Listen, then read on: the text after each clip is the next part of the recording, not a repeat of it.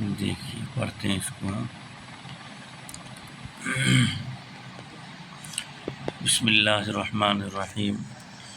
وعن ابن عمر رضی اللہ تعالی عنہما قال قال رسول اللہ صلی اللہ علیہ وسلم امرت ان اقاتل الناس حتى يشهدوا ان لا الہ الا اللہ وان محمد رسول اللہ ويقيموا الصلاة ويؤتوا الزکاة فإذا فعلوا ذلك عصموا مني دماءهم وأموالهم إلا بحق الإسلام وحسابهم على الله إلا أن مسلما لم يذكر إلا بحق الإسلام. حضرت عمر رضی اللہ تعالی عنہ سے مروی ہے، حضرت ابن عمر رضی اللہ تعالی عنہما سے مروی ہے، فرمایا رسول اللہ صلی اللہ علیہ وسلم نے روایت بیان کرتے ہیں، کہہ رہے کہ حضور نے یہ فرمایا، حضور صلی اللہ علیہ وسلم نے کہ مجھے حکم دیا گیا، یا حضور نے فرمایا کہ مجھے حکم دیا گیا کہ لوگوں سے جنگ کروں تاکہ گواہی دیں کہ رب کے سوا کوئی معبود نہیں. اللہ نے رسول اللہ صلی اللہ علیہ وسلم کو حکم دیا کہ آپ ان سے جنگ کریں یہاں تک کہ وہ گواہی دے دیں اللہ کی وحدانیت کی، ایک ہونے کی، اور رسول کی رسالت کی، نبوت کی گواہی دے دیں.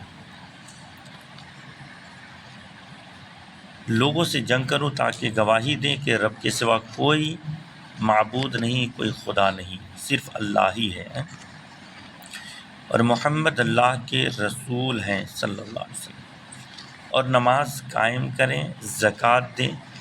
جب یہ کر لیں گے تو وہ مجھ سے اپنے خون اور مال بچا لیں گے، یعنی گواہی بھی دے دیں، اللہ کی کلمہ شہادت پڑھنے لا الہ الا اللہ، اور ساتھ حضور کی رسالت کا بھی مان لیں کہ محمد رسول اللہ کہہ دیں. پھر کیا کریں؟ نماز پڑھنے لگ جائیں، زکوٰۃ دیں، یعنی اسلام کے ہر حکم کو ماننے لگے، عمل کرنے لگے. تو اب ان سے جہاد نہیں کیا جائے گا، گویا ان کا خون اور مال دونوں اب کیا ہو گیا؟ محفوظ ہو گیا. کہتے ہیں اپنے خون اور مال بچا لیں گے سوائے اسلامی حق کے، ان کا حساب اللہ کے ذمے ہے.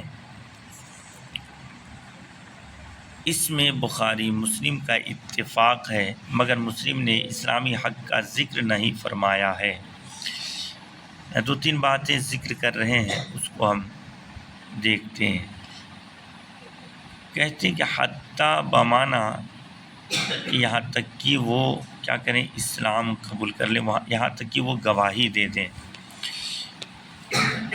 کمانا یہ ہے کہ اسلم تو حتیٰ ادخل الجنہ، یعنی مجھے حکم الہی ہے کہ ملک گیر یا مال گیری کی نیت سے جہاد نہ کروں، بلکہ لوگوں کو ہدایت دینے کی نیت سے جہاد کروں. اللہ کے رسول کیا کریں کہ میں اس نیت سے جہاد کروں کہ اس میں نہ مال حاصل کرنا ہے، نہ کچھ اور دنیاوی چیز، بلکہ انہیں اللہ کی راہ کی طرف لانے کی نیت سے میں جہاد کروں.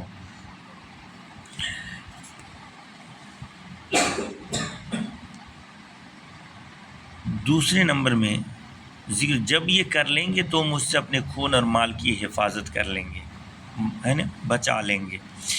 اس کا مطلب کہتے ہیں کہ چونکہ اس وقت روزہ، جہاد وغیرہ کے احکام نہ آئے تھے، اسی لیے ان کا ذکر نہ ہوا. اگر کوئی نماز یا زکوٰۃ کا انکار کرے تو کافر ہے، اس پر کفار کا ساتھ جہاد ہوگا. تارکین نماز اور زکوٰۃ کی گوشمالی کرنی ہوگی.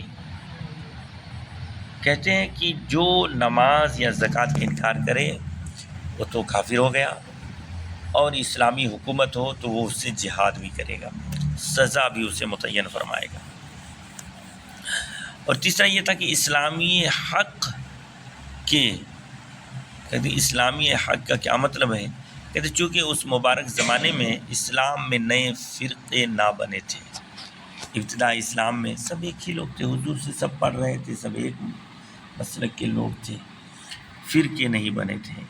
کلمہ، نماز، زکوٰۃ ایمان کی علامت تھی۔ اس لیے فرمایا کہ جو یہ 3 کام کرے اس کا جان و مال محفوظ ہے۔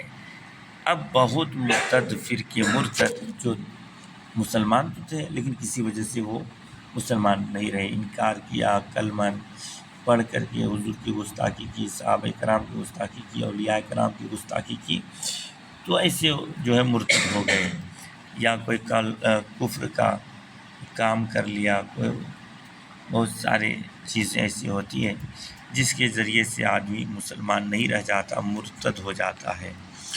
تو کہتے ہیں کہ اب بہت مرتد فرقے کلمہ، نماز، زکوٰۃ پر کاربند ہیں، یعنی نماز روزہ سب پڑھنے والے ہیں مگر مرتد ہیں، ان پر ارتداد کا جہاد ہوگا۔ جیسے صدیق اکبر رضی اللہ تعالیٰ عنہ کے زمانے میں مسیلمہ کذاب کے معتقدین پر جہاد کیا، اب بھی قادیانیوں وغیرہ مرتدین کا یہی حکم ہے کہ مسیلمہ کذاب یہ دعویٰ کیا نبی ہونے کا، تو حضرت ابوبکر صدیق رضی اللہ تعالیٰ عنہ نے ان سے جہاد کیا اور بہت بڑا لشکر لے کر کے، فوج لے کر کے آیا تھا، جس میں بہت صحابہ کرام بھی شہید کر دیے گئے تھے۔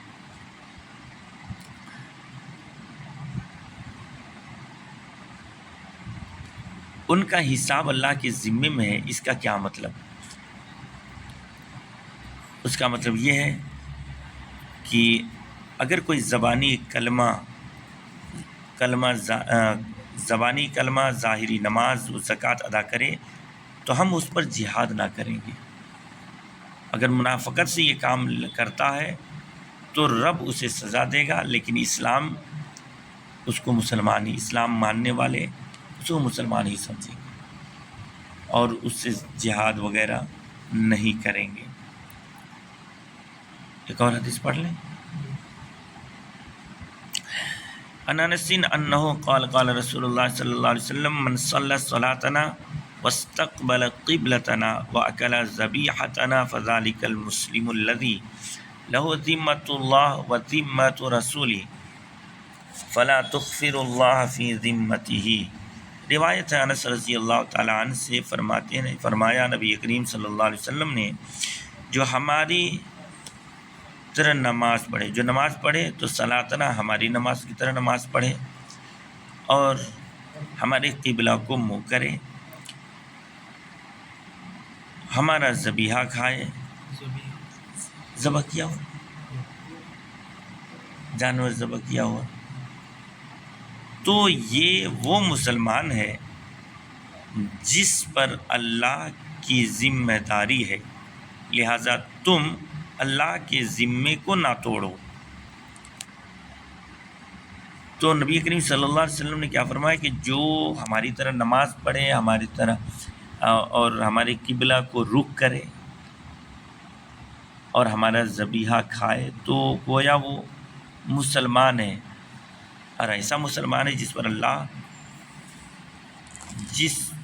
اللہ کی ذمہ داری بھی ہے، یعنی اللہ نے اپنے ذمہ کرم پر لیا ہے اور اللہ کے رسول کا بھی ذمہ ہے۔ تو کیا کریں کہ اللہ کے ذمے کو نہ توڑو۔ اس کا کیا مطلب ہوا؟ کہتے ہیں کہ یہاں ایک بات کا خیال رکھنا بہت ضروری ہے، وہ یہ ہے کہ مومن کی علامت مختلف زمانے میں مختلف رہی۔ یہ نبی کریم صلی اللہ علیہ وسلم جس زمانے میں فرما رہے ہیں اپنے صحابہ کرام سے کہ جو ایسا کرے گا، نماز پڑھے گا ہماری طرح، قبلہ رخ کرے گا، ذبیحہ کھائے گا، ذبح کیا ہوا، تو گویا وہ مسلمان ہے۔ لیکن ابھی کے زمانے میں کہتے ہیں کہ مختلف زمانے ہوئے، اب وہاں سے ابھی تک میں بہت دور آئے، کہتے ہیں مختلف زمانوں میں مختلف رہی ہے مومنوں کی نشانی اور علامت پہچان، اس لحاظ سے کہ ان کے متعلق مختلف احادیث وارد ہوئیں۔ ایک وقت صرف کلمہ پڑھنا مومن کی علامت تھی کہ کوئی کلمہ پڑھ لیا تو مسلمان سمجھا جاتا تھا۔ نماز وغیرہ کوئی احکام نہ آئے تھے، اور کوئی حکم ہی نہیں آیا تھا، تو خالی کلمہ پڑھا مسلمان ہو گیا۔ تو کہتے ہیں کہ کوئی احکام اس وقت نہ آئے تھے، تب ارشاد ہوا تھا من قال لا الہ الا اللہ دخل جنت، جس نے لا الہ الا اللہ کہہ دیا وہ جنت میں داخل ہو گیا۔ پھر ایک وہ وقت آیا جب نماز وغیرہ بھی آ گئی تو ارشاد ہوا جو یہ مذکور ہے، مدینہ منورہ میں منافقین بھی تھے جو کلمہ نماز وغیرہ ادا کرتے ہوئے بھی بے ایمان رہے، یعنی منافق رہے، یعنی حضور کی طرح نماز بھی پڑھ رہے ہیں، حضور جدھر قبلہ کر رہے ہیں ادھر بھی کر رہے ہیں، اور ان کے ذبیحہ بھی کھا رہے ہیں مسلمانوں کے، لیکن پھر بھی منافق ہیں، مسلمان نہیں ہوئے، اس لیے کہ وہ دل میں کچھ اور رکھتے تھے، زبان سے خالی کرتے تھے، دکھاوے کے لیے کرتے تھے تاکہ حضور ہم سے جنگ نہ کریں، ہمیں دھتکار کر کے بھگا نہ دیں۔ تو منافق اسی کہتے ہیں کہ دکھائیں گے خالی کہ ہم مسلمان تو ہیں، لیکن حقیقت میں وہ مسلمان نہیں ہوں گے۔ تو منافق میں ایسے ہی لوگ تھے، منافق مدینہ منورہ میں ایسے منافق بھی تھے جو نماز بھی پڑھتے تھے لیکن حضور سے بظاہر محبت ظاہر کرتے تھے لیکن محبت نہیں کرتے تھے۔ تب اللہ رسول کی محبت علامت ایمان ہو گئی تھی، یعنی جو محبت رسول ظاہر کرے وہی ایمان ہے۔ اسی وقت اللہ کے رسول نے فرمایا لا یؤمن احدکم حتی اکون احب الیہ من والدی وولدی والناس اجمعین۔ یہ ہم لوگ پڑھیں اس حدیث کو کہ ساری چیزوں سے بڑھ کر جب تک کوئی اللہ کے رسول سے محبت نہیں کر لیتا اس وقت تک وہ مومن کامل نہیں ہو سکتا۔ کہتے ہیں کہ یہاں اللہ کے ذمہ نہ توڑو، اس کا مطلب کیا ہے وہ دیکھیے۔ کہتے ہیں کہ یہ مومن اللہ اور رسول کی امن میں ہے، تم اسے نہ ستاؤ ورنہ اللہ رسول کے خائن ٹھہرو گے۔ اس سے معلوم ہوا کہ حضور کی پناہ اور ذمہ لینا شرک نہیں، ایمان کا رکن ہے۔ یہ بھی معلوم ہوا کہ متقی مسلمان کو ستانا فاسق کو ستانے سے زیادہ برا ہے۔ متقی پرہیزگار جو نماز روزہ کا پابند ہو اس کو متقی کہتے ہیں، یعنی شریعت کے حکم کی جو تابعداری کرے، بندگی کرے، بجا لائے، عمل کرے، وہ بندہ متقی کہلاتا ہے۔ متقی مسلمان کو ستانا فاسق کو ستانے سے زیادہ برا ہے کہ اس میں ظلم بھی ہے اور اللہ اور رسول کی خیانت بھی ہے۔ فاسق جو اسلام کی کچھ چیزوں کو ترک کرے، نماز ایک ٹائم پڑھے 2 ٹائم چھوڑ دے، ایک مشت داڑھی رکھنا شریعت میں ہے نہ رکھے، کھلے عام برائی کرے، جھوٹ بولنا اس کا شعار بن جائے، یہ ساری چیزیں فاسق کی علامت ہے۔ سمجھے؟ تو اس طرح سے کہتے ہیں متقی اور فاسق میں فرق ہے۔